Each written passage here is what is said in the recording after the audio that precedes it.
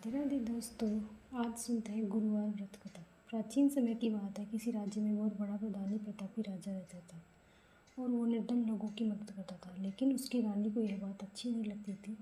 वह न तो दान देती थी, न ही व्रत करती थी। राजा को भी मना करती थी। एक बार राजा वन में चले गए, तब रानी उसकी दासी महल में अकेली थी। तभी बृहस्पति देव साधु का रूप धारण कर राजा के दरवाजे पर भिक्षा मांगने आए। फिर रानी से भिक्षा मांगी तो रानी ने कहा, साधु महाराज, मैं इस दान पुण्य से तंग आ गई हूँ।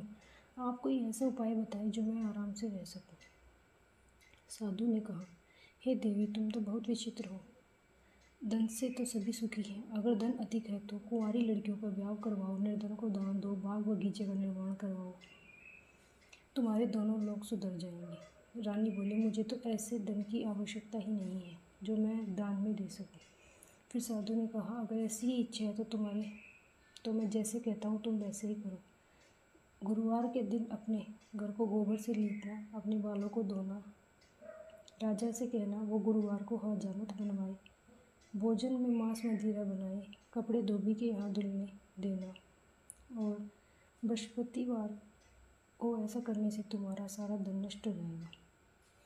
रानी को कहे 3 बृहस्पतिवार ही बीते थे कि राजा की सारी धन संपदा नष्ट हो गई और भोजन की भी कमी हो गई। राजा ने रानी को कहा कि हे रानी, तुम यहीं रहो, मैं दूसरे देश को जाकर आता हूँ। राजा परदेश चला गया और वहाँ जंगल में लकड़ी काट के लाता और शहर में बेच आता। इधर राजा के प्रदेश जाते ही रानी दुखी रहने लगी और रानी ने दासी से कहा, दासी, पास ही के नगर में मेरी बहन रहती है, वह बहुत धनवान है। तू वहाँ जा, जिससे थोड़े दिन गुजर बसर हो। और ऐसा कह दासी उसकी बहन के पास गई। उस दिन गुरुवार का दिन था। दासी ने रानी को कहा, लेकिन उसने कोई उत्तर ही नहीं दिया। फिर दासी ने सारी बात रानी को बताई। रानी को बहुत क्रोध आया और उसने अपने भाग्य को बहुत कोसा। और उधर रानी की बहन ने सोचा, मेरी बहन की दासी आई थी पर मैंने कुछ नहीं बोला, वह बहुत दुखी हुई होगी। उसने पूरी कथा सुनी, फिर प्रसाद लिया, फिर बहन के घर गई। फिर कहा, बहन, मैं बृहस्पतिवार की कथा सुन रही थी। बहन, जब तक कथा होती है तब तक न बोलते हैं न उठते हैं, इसलिए मैं कुछ नहीं बोल पाई। अब तुम बताओ, दासी क्यों आई थी? बहन ने, मैं तुमसे क्या बताऊं, क्या छुपाऊं? बहन, हमारे घर में अन्न का एक दाना भी नहीं है। ऐसा कहते ही रानी की आंखों में आंसू आ गए। फिर उसने मेरी बहन को पिछली बातें बताई। रानी की बहन बोली, देखो बहन, भगवान बृहस्पति देव सबकी ही मनोकामना पूर्ण करते हैं। देखो, शायद तुम्हारे घर में अनाज हो। पर रानी को विश्वास नहीं हुआ। पर बहन के आग्रह करने पर उसने दासी को अंदर भेजा तो उसने सचमुच उसे अनाज का घड़ा मिला। उसे देखकर रानी हैरान हुई।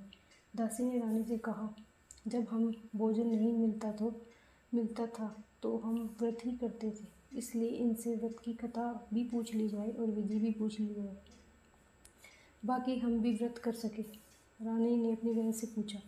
रानी की बहन ने बताया, इसमें चने की दाल व मुनक्का से भगवान विष्णु की केले की जड़ से पूजन करें तथा व्रत कथा सुने और पीला भोजन ग्रहण करें, पीले वस्त्र ग्रहण करें, इससे भगवान खुश होते हैं। उन्हें व्रत विधि बताकर रानी की बहन अपने घर चली गई। 7 दिन के बाद गुरुवार आया तो रानी व दासी ने व्रत रखा। गुड़साल में जाकर चना व गुड़ लेकर आई।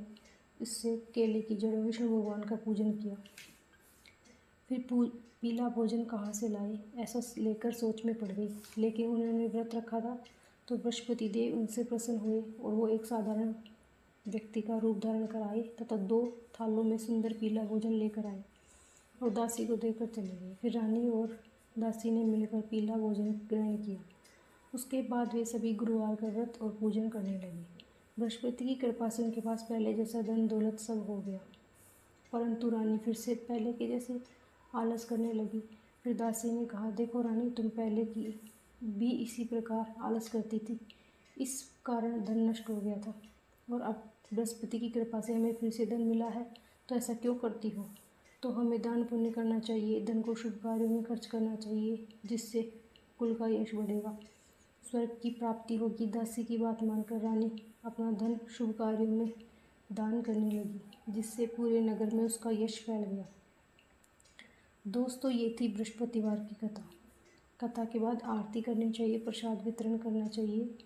अगर ये व्रत कथा आपको अच्छी लगी हो तो लाइक, सब्सक्राइब, कमेंट में जय माता दी ज़रूर लिखिए।